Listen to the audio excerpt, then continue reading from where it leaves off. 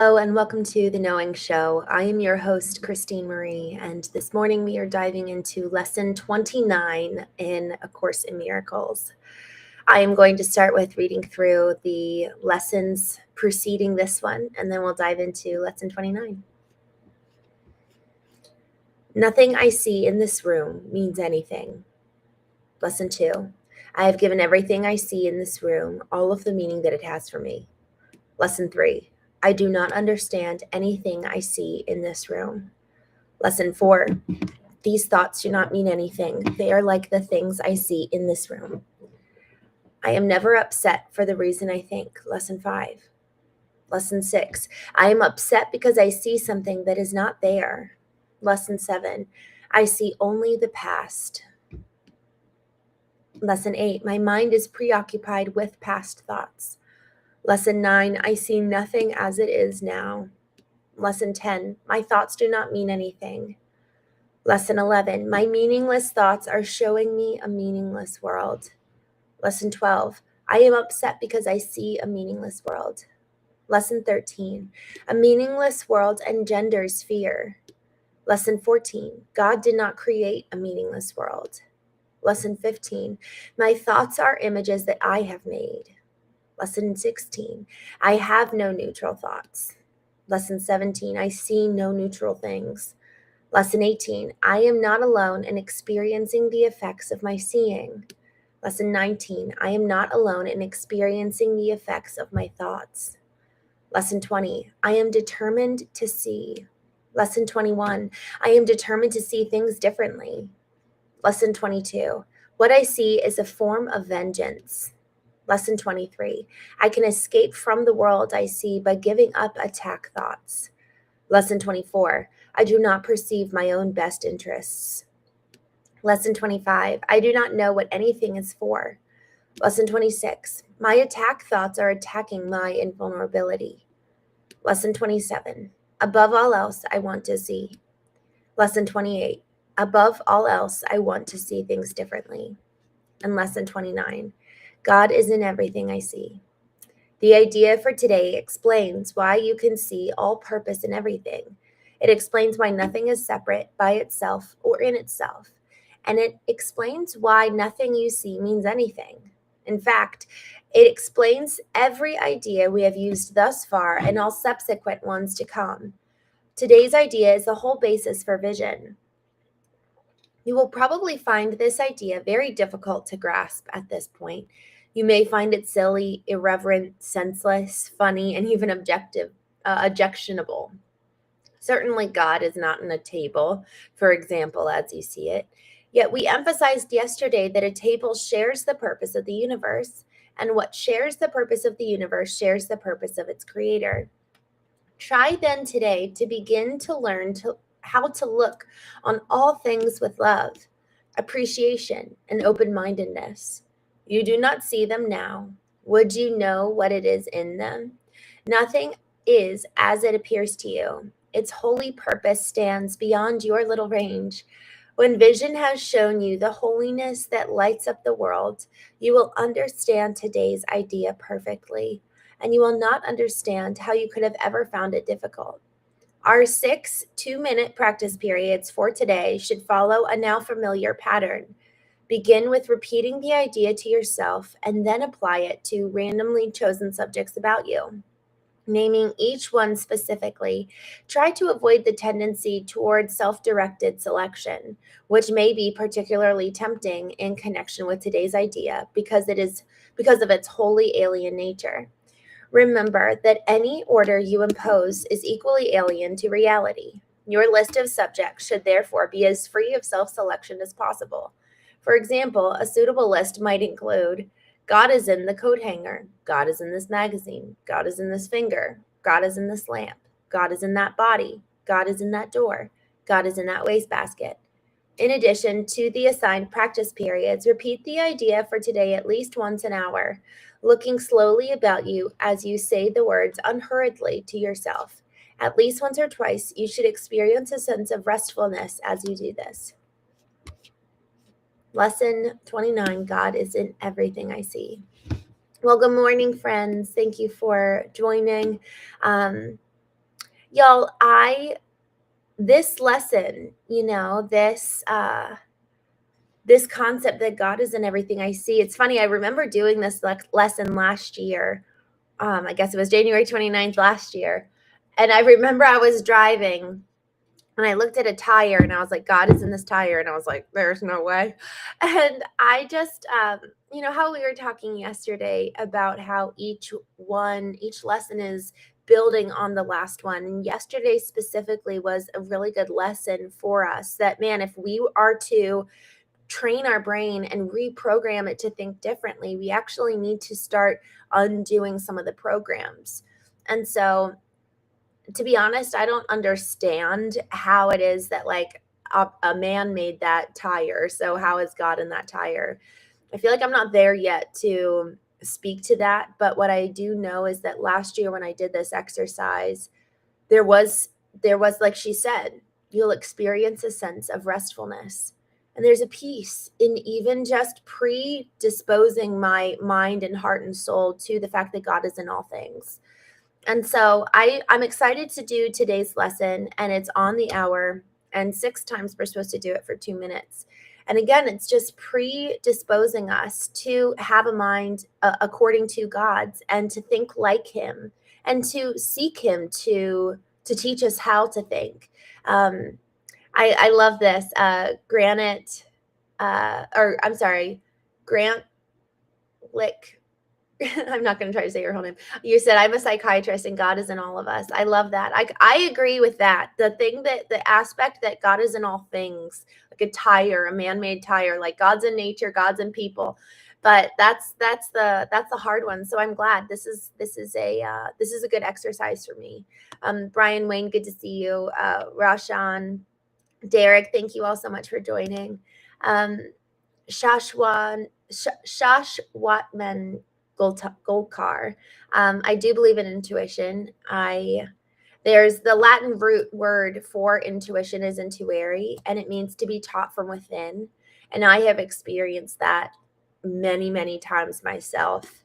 And, I've also heard a lot of other people have too, but for myself, when I've actually slowed down, when I've taken the time to listen, usually there's something that I learn, something that I'm taught literally from within. And there's last night on the Knowing Show, we had a gentleman named Dustin Reichman on, and we were talking about forgiveness. And someone asked the question around spiritual intelligence. And they're like, how do you define it? What is it? And how do you effectively coexist with cultivating spiritual intelligence in this modern world? And I thought it was such a beautiful question because, one, when we ask questions like that, a lot of times when it comes to anything spiritual, people are, and frankly, I've experienced this too, but more so when I've looked at religion, it's been more closed-minded because we come in with very preconceived notions rather than being curious and open. And so yesterday, he was so open with his question. The cultivation of spiritual intelligence, it's just like the other data that we have in us, emotional intelligence, intellectual intelligence. We have data from the past. We have data that we can source.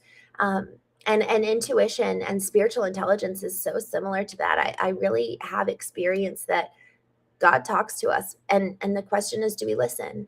Do we listen, and are we willing to cultivate that pathway through, the soul is the home of the emotions, and the spirit, from my experience, has been the pathway to God. Do I tend to the spirit? Do I cultivate that? Do I listen?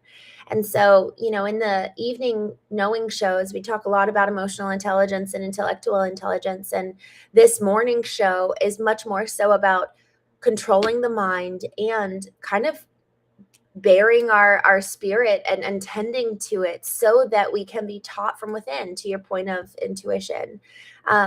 So I love that you asked that question, because I think that that's an important one. Do you actually believe that you're taught? Do you believe that you're talked to? South Aussie, thanks for joining. Good morning. Guat Warrior, thank you for joining. Happy you're here. Paul Mazzola, good to see you. Good morning. Anthony Henriquez, good to see you. Captain. Good morning. Grant, like I hear what you're saying. Actually, my family grew up believing that. Um, I I think I've changed my opinion on that. Grant says, I would consider that God has chosen you to be a chosen one.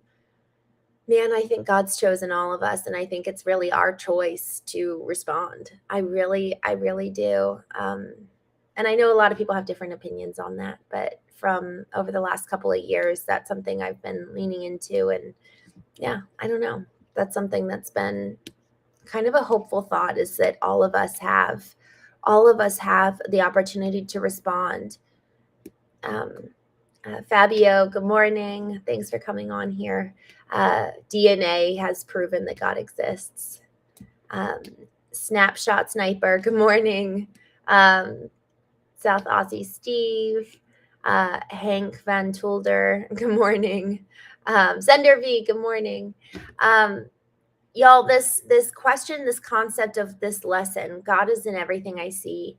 Again, it really, it's a question of, am I willing to have the lens today where I am looking to see God? It's this question: do I even want to? Do I even want to experience God's presence today? Do I want to see Him in the world? You know, and when we start looking for beauty, when we start looking and intentionally seeking out the goodness and beauty of the divine in all things, of God in all things, we will surely find it.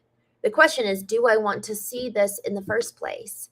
You know, I distinctly remember when I was first, honestly, recognizing how much I needed to heal from my brother-in-law's death.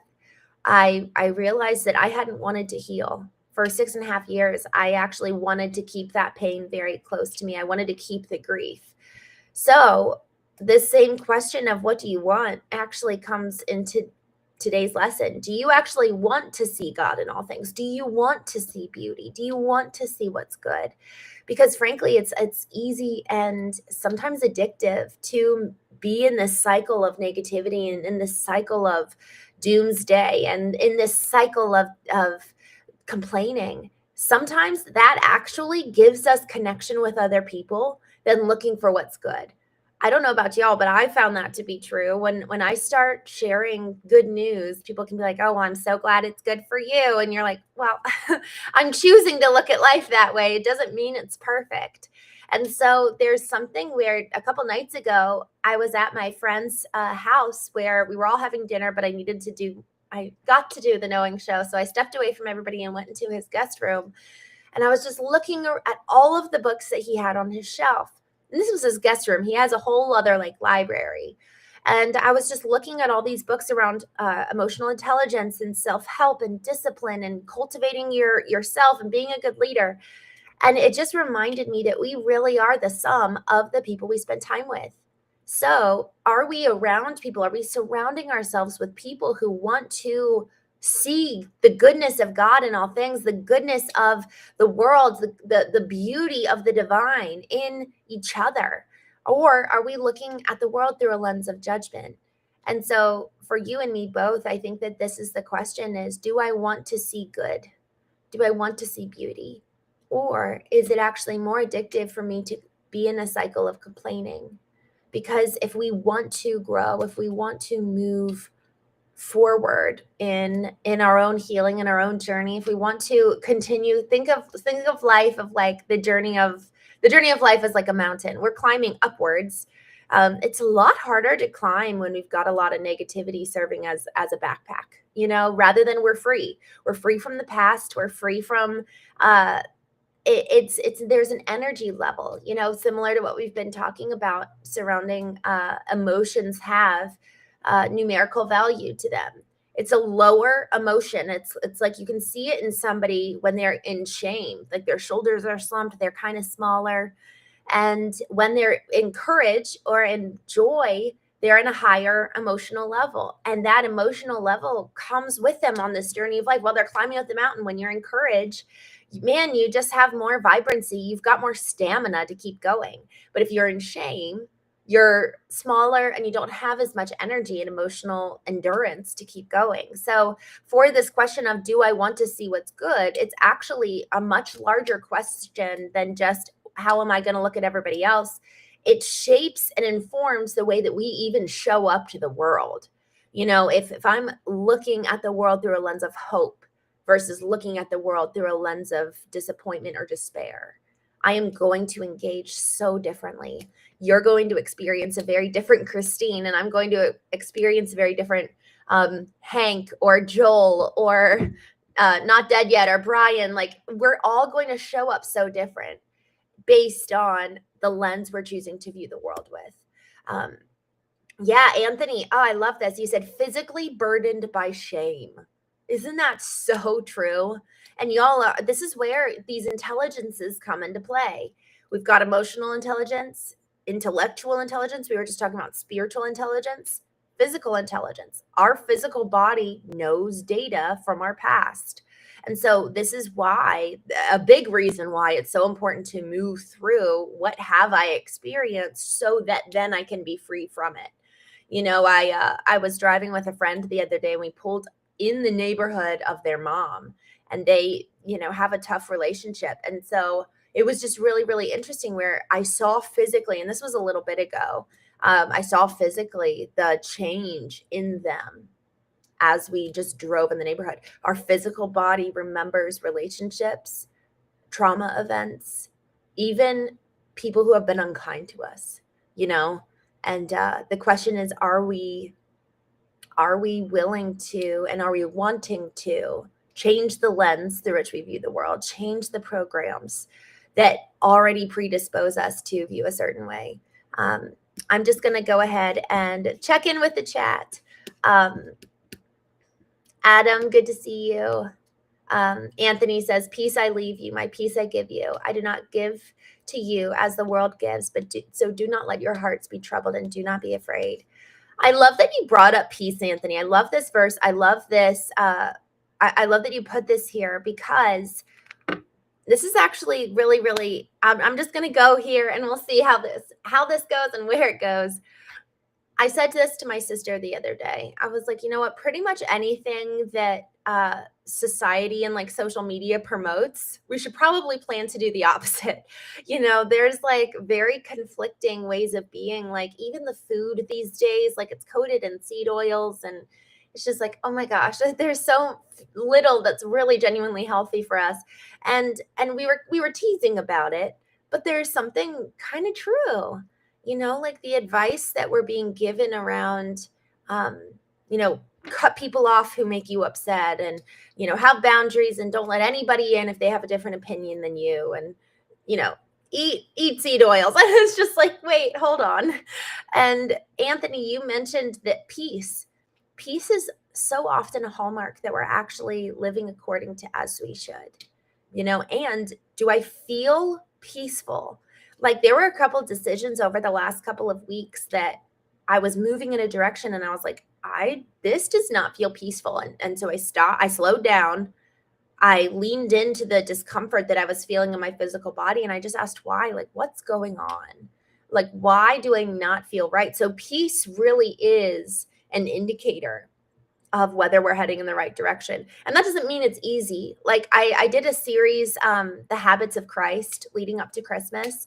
And, one of the habits was that it says he was led into the wilderness to be tempted by the devil. And whether you believe in that the story actually literally happened, or this is an allegory for us to learn from, either way, we can be led into a season of the wilderness to be tempted.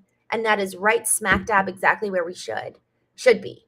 And so there would be peace there as a mark that this is where I'm supposed to be. It's awful and I hate it, and I'm right where I'm supposed to be. Anthony, thank you for joining. Hank, good to see you guys. Paul,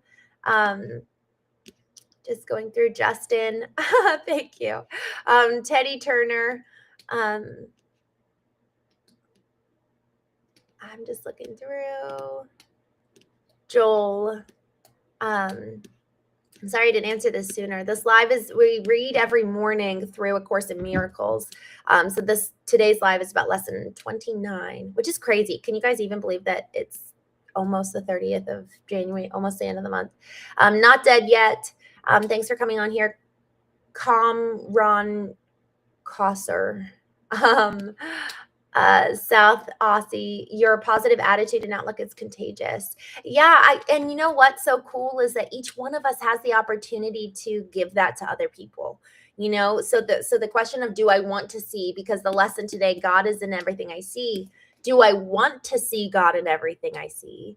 And how do I want to show up for everybody else? Like, this question of who do I want to be is so good. It really is a grounding question. It brings us into the moment right here, right now, where, man, I've got to take radical responsibility for how I'm showing up. I've got all the reasons in the world to be angry at somebody, to be upset, but who do I want to be? And I get to choose according to that standard, that ideal. Y'all, my daily practice of vertical alignment is ultimately, kind of like a guiding principle for me, but then it also informs the practice.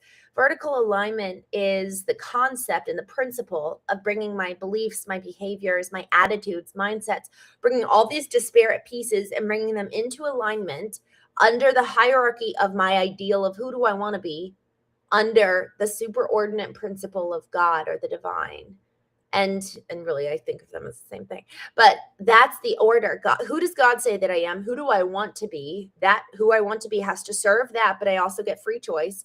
And then I bring everything else into alignment. So vertical alignment, the practice of it is, after I hop off with you guys, I'm going to go grab books in my journal and go get vertically aligned, which is reminding me of who I want to be. It's meditating on this lesson and actually putting it into practice, doing the 2 minutes of looking around me and identifying God is in this cup, and go through and really train my mind. And I'm going to read, and I'm going to have my inputs during this hour of vertical alignment. And you can take however long you want, but it's in having the input so curated so that I'm feeding my spirit. I'm feeding my soul. It's like nourishment. Because so often the inputs that come from our phone, the inputs even that can come from friends, just aren't encouraging. A lot of times we have to deal with their crap. And so this is our time that really is so sacred. My time, at least. If you ever want to join me, I'd love to have you. This is the time that's so sacred to take care of me and tend to me so that I'm filling up my cup. And then the rest of the day, man, I'm overflowing with love, and people are getting the overflow rather than taking from my cup is for me. And then my overflow is for everybody else. And I've got so much reserve. I've got so much capacity to give in a way that, man, I'm not burdening them and they're feeling like ministered to and loved to. So just heading back to the chat. All right. Hank, that's cute. If you want to ever put in, if you ever want to meet in person, y'all, I do events in person. And if you guys ever want to meet in person, let me go ahead. Let me see if I can find this. Let me pull this up. If you guys ever want to meet in person, I would love to do that. I'm hosting a few different events around the US and hopefully the UK later this year. So if you guys ever want to join, go ahead and fill out this form if you would, and then just say what city or town you live in, and then it would be fun to do an event.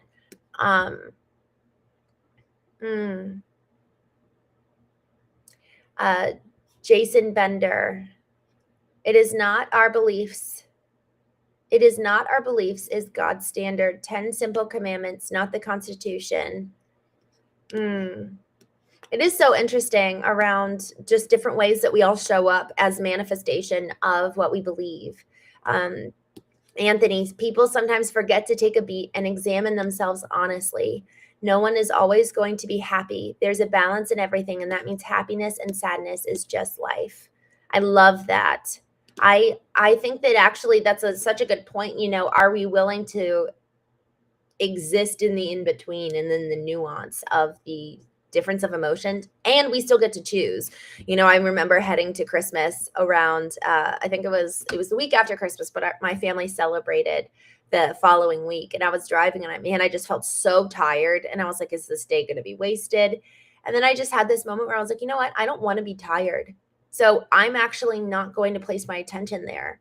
And where I place my attention, my energy just follows. So if I place my attention on how tired I am, my energy is going to match that. But if I place my attention on the joy of the day, or the joy of God is in all things, and the beauty of God in all things, my energy is going to jump up and match that, like we were talking about with emotions. So we actually do get to choose to an extent. And also, to your point, Anthony, we can't get to that level of moving up until we move through whatever that lower baseline emotion is that we're feeling. So we do have to move through it in order to get up and move up. So I think that's really, really important.